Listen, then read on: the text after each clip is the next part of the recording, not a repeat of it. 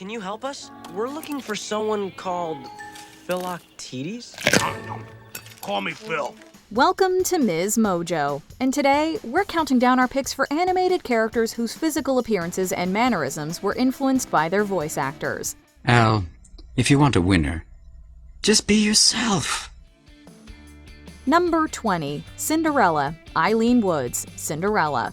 There's no question that Cinderella is one of the most iconic Disney characters. She's arguably the quintessential Disney princess. But the original 1950 film wouldn't have been what it was without Eileen Woods, who was the voice behind Cinderella. Your rainbow will come smiling through. There were a number of influences on the character's features, possibly including actresses like Grace Kelly and Ingrid Bergman. Despite not being the sole influence, the appearance of the voice actress herself also contributed to Cinderella's physical traits. The dream that you wish will come true. Woods was just 20 years old at the time of the film's release. While her own face wasn't famous, she certainly left a mark on Disney animation through Cinderella. Oh, I understand, but it's more than I ever hoped for. Number 19. Eep Crood, Emma Stone, The Croods. Eep Crood is the adventurous daughter of the titular cave clan. Are you dead? Can I have your fire if you're dead? Her bright attitude and inquisitive nature are portrayed amazingly by Emma Stone, but we can also see the actress in other ways. For example, Eep shares the red hair Stone so frequently sports. Eep's green eyes and the shape of her face are also reminiscent of Stone's. What if we don't find a cave before sunset? What if it takes a few days?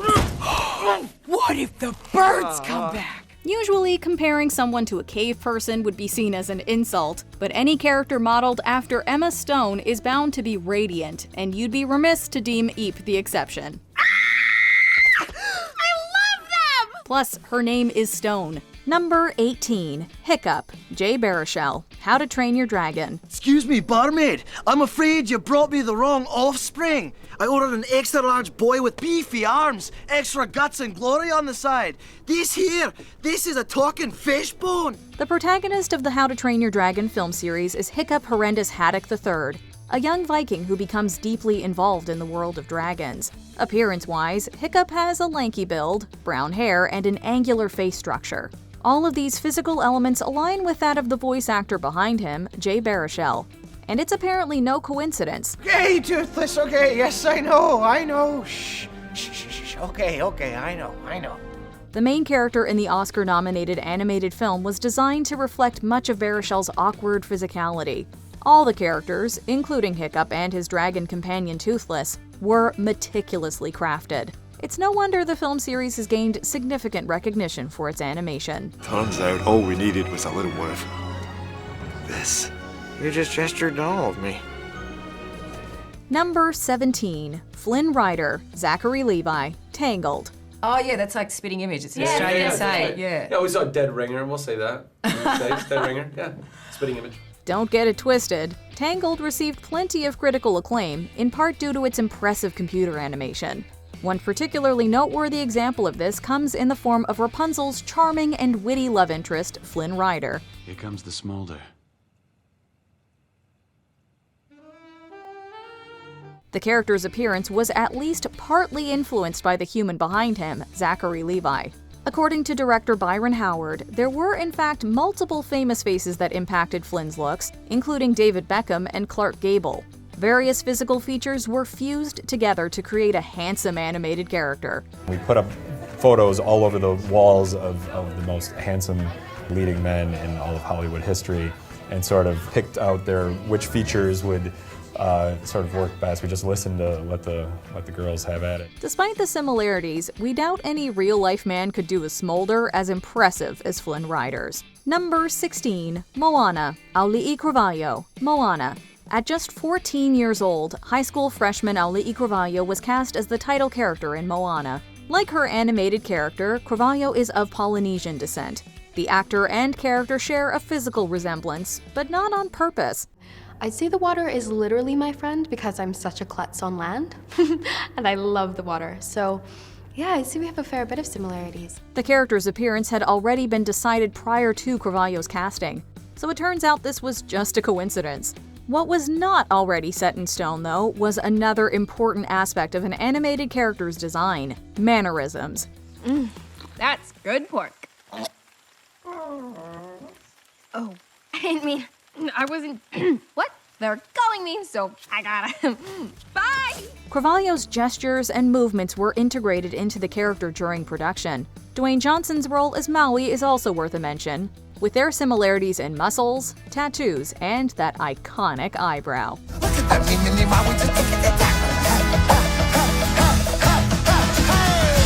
Number 15. Various, Verna Felton. Various. The Disney resume that Verna Felton amassed in her illustrious career is pretty remarkable. She voiced Mrs. Jumbo and the elephant matriarch in Dumbo, the fairy godmother in Cinderella, the Queen of Hearts in Alice in Wonderland, Aunt Sarah in Lady and the Tramp, and Flora in Sleeping Beauty. And that isn't even all of them.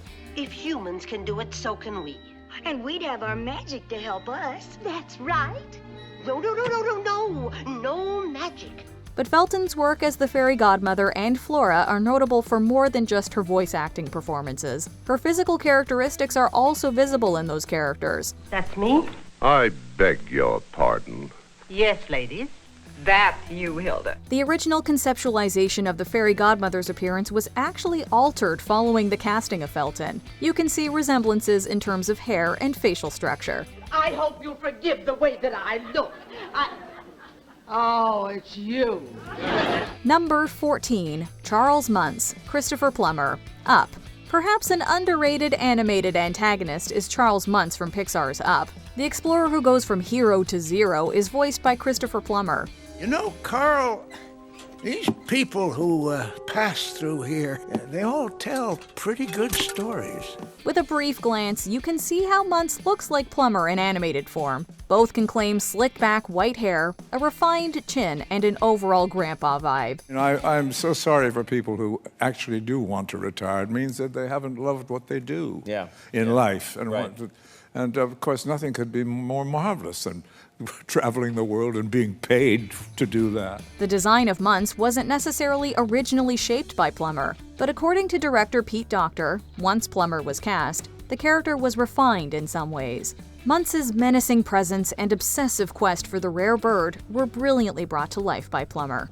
Oh, you really must stay. I insist. We have so much more to talk about. Number 13. Wesley, Steve Buscemi. Home on the Range. All right, come on, move it, Bessie, or I'll tan your hides right here. Hey, watch the suit. Add Wesley to the list of shady characters voiced by talented character actor Steve Buscemi. The black market businessman even resembles Buscemi. The character sports a purple suit and hat, looking like an eerily similar cartoon image of the human voice behind him. Add an exaggerated take on the actor's eyes and facial structure, and we're looking at a caricature of the man himself. You see, for a long time I played supporting characters, like the creepy bellhop, the creepy homeless guy, or the creepy guy. Buscemi did a commendable job capturing the not-to-be-trusted essence of the character. Of course, he's no stranger to voice acting, but he's a bit less recognizable in his role as Randall Boggs in Monsters, Inc. I'm in the zone today, Sullivan. Gonna be doing some serious scaring, putting up some big numbers. Number 12. Princess Tiana, Anika Noni Rose, The Princess and the Frog. I certainly didn't know that she was going to look that much like me. And there are times, I think in one of these posters, like the eyebrows up, that is so completely my face. It's hysterical to me. The design of Disney's first African-American princess was largely inspired by her voice actor, Anika Noni Rose. According to Rose, certain aspects of Tiana's portrayal were designed to reflect her own physical traits. Rose specifically mentioned that the character's nose and lips were her recommendations, which supervising animator Mark Henn incorporated. We had a very open dialogue about who she was and things that we wanted to make clear, even physically with her body, and it was important for me. Tiana's general facial structure also resembles her voice actor. In human form, that is. As a frog, not so much. Beyond the facial similarities, there's another, perhaps more subtle resemblance. Like Rose, Princess Tiana is left-handed. And that's no coincidence. This detail came about thanks to Rose's input. I feel very lucky and very honored to be able to voice her in this way, but also to be able to be a part of, in my small way, the creative process. Number 11, Principal Lewis, Kevin Michael Richardson, American Dad. The animated sitcom American Dad has no shortage of wacky characters. Among them is Principal Lewis, voiced by Kevin Michael Richardson. Come on, let's go play some blackjack. Now? But we have geometry class. I'll write you a note. Inappropriate and unpredictable, Principal Lewis doesn't behave like your typical principal. The absurdity and dark humor in his actions and words fit well within the dynamic of the series. I really can't believe you're an educator, Brian. My job's mostly administrative. But it's not just Richardson's vocal talents that are instilled in the character. His appearance, particularly with his beard and bald head, resembles the voice actor as well. Richardson also has voice credits for various other animated series and video games, but none of them are quite like Principal Lewis. There's no limitations to where they had him go, so now, who knows where they're gonna... Number 10, Al McWiggin, Wayne Knight, Toy Story 2. This is Al from Al's Toy Barn, and I'm sitting on the here. Al, I think I'm feeling a deal hatching right now. Let's see what we got. Newman, is that you? Indeed it is. That's animated Newman. Perhaps you didn't recognize him if you saw Toy Story 2 as a kid. But if you're familiar with Newman from Seinfeld, you'll definitely be able to identify the voice of Wayne Knight in the character of Al McWiggin. Not only that, you can see his face in the character. Now that I have your attention, imagine we added another 0 to the price, huh? What? Yes! Yes! You got a deal! The similarities between Knight and the greedy, goofy toy collector are evident in the glasses, hair color, and overall facial structure. The animators may have even added Al's goatee after being inspired by Knight's facial hair at the time. Bullseye. I want bullseye. Ride like the wind, Bullseye! I want bullseye. I'll be all right, though. Can't have it at this time. Number 9, Lance Sterling, Will Smith, Spies in Disguise. He's coming. Oh, wow. Here he comes. Yes, your eyes aren't deceiving you. Yeah, it's him. Thank you, thank you. Hey, you're not looking so bad yourself. Lance Sterling is essentially Will Smith's animated doppelganger in the movie Spies in Disguise. If you specifically compare Agent J from the Men in Black series to the animated spy Lance Sterling, the resemblance is even more apparent. They both rock those black suits. Smith is no stranger to voicing lookalikes. We can even see it in the animated fish version of himself in Shark Tale. But we're ultimately going with Lance Sterling here, because the secret agent looks more like Smith than a fish. Boy, I am the difference. All I need from you is when I want a grenade, make me a grenade. Can you do that? In Spies in Disguise, you can also see a resemblance between Tom Holland and his character of Walter Beckett, the brilliant but awkward young scientist. Let me stop you right there. I'm not leading nothing unless my man Walter is on the team. Number 8, Sergeant Calhoun, Jane Lynch, Wreck-It Ralph. This Disney film about the lives of video game characters has several characters who look strikingly similar to their real-life counterparts, from the titular Wreck-It Ralph pretty much just being John C. Reilly in overalls, to Fix-It Felix Jr.'s remarkable resemblance to actor Jack McBrayer. Of them all, however, we think Sergeant Calhoun's inspiration is rather obvious. It's make your mama's proud time! Jane Lynch's signature short blonde hair, as well as her tall frame and facial features, all have Calhoun feeling like she's just an animated alien battling version of Lynch herself. So stick to the program, soldier! Even Lynch's dry humor shines through. Lady, you came back! Can it fix it? Number 7, The Mad Hatter, Ed Wynn, Alice in Wonderland. For being such an out-there cartoon, Alice in Wonderland draws more from the real world than you might think, at least from the appearances of its actors. I'll say it's rude. It's very, very rude indeed. Catherine Beaumont, at the time that she voiced Alice, looked just like her. And it's easy to see Jerry Colonna in the March hare. But for our money, the Mad Hatter is a dead ringer for Ed Wynn. The batty top hat enthusiast has the same nose, eyebrows, and tufts of hair coming off the back of his head. You can really see the resemblance in the test footage Disney did for the Tea Party scene. What are you talking about? Tea? Oh, I never thought of tea, of course. Number 6, Fairy Godmother, Jennifer Saunders, Shrek 2. If Jennifer Saunders' greatest desire was to look like a fairy godmother on screen, then we'd say her wish was granted. No! You see, ogres don't live happily ever after. The magical, winged, wish-granting lady is not only a scheming businesswoman, but she also has a flair for the dramatic, and quite the set of pipes thanks to Saunders.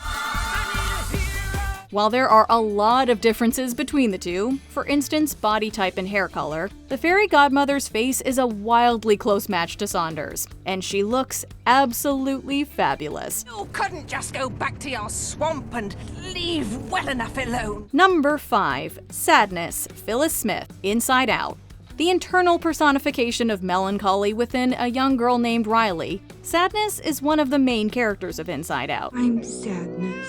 Oh, hello. She's played by Phyllis Smith, who's famous for her quiet demeanor and unassuming roles with wholesome attitudes. For fans of The Office, you'll know exactly what we're talking about. Crying helps me slow down and obsess over the weight of life's problems. While Smith isn't small and blue, Sadness does manage to capture some of Smith's physicality, including her facial features, from her mouth to her nose to her big blue eyes. Smith may be playing a tragic role, but we couldn't be happier about her character's likeness. Sorry, I went sad again, didn't I?